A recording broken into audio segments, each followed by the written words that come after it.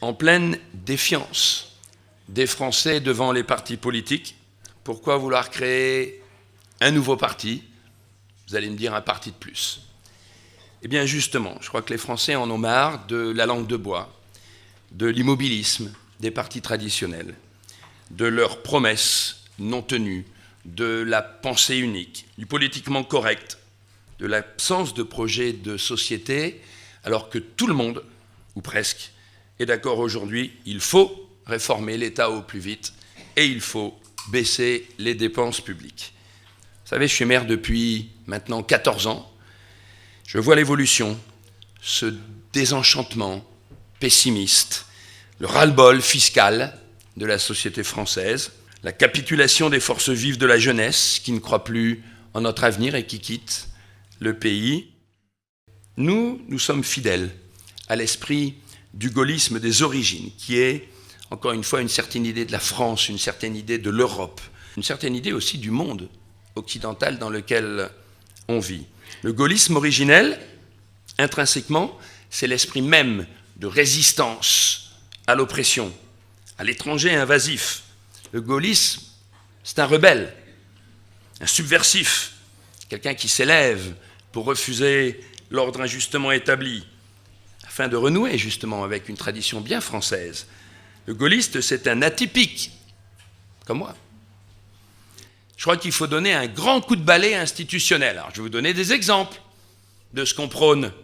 Supprimer le Sénat, supprimer les conseils départementaux, supprimer les sous-préfectures, supprimer l'aide médicale aux étrangers, les allocations aux soi-disant exilés politiques, réduire le nombre de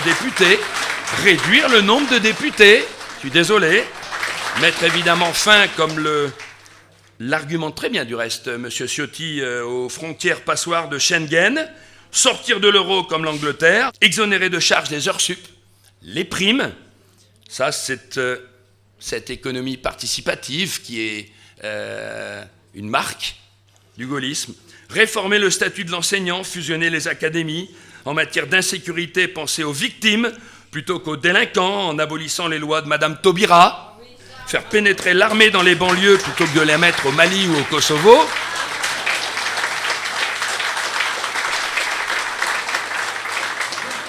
promulguer la taxe Tobin sur les transactions financières, parce qu'il faut mieux gagner de l'argent du fruit de son travail plutôt qu'en le plaçant à la bourse. Vous voyez, voilà. C'est des mesures simples, de bon sens, et quand vous allez voir tout le programme, c'est du même gabarit, ça décoiffe. Ce RPR qui est aujourd'hui la seule alternative aux républicains, aux pauvres républicains déjà usés et divisés avant même de partir aux élections régionales et des difficultés qui les attendent.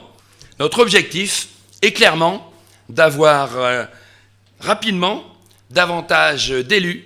C'est la raison pour laquelle, la semaine dernière, devant le nombre croissant de militants qui s'encartaient, nous avons décidé de présenter une liste aux élections régionales de décembre 2015.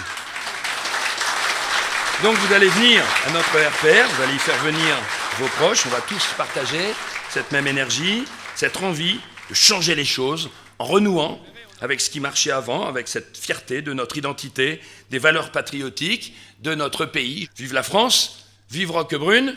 Allez, avec le RPR, rejoignez la différence, rejoignez la rupture à droite.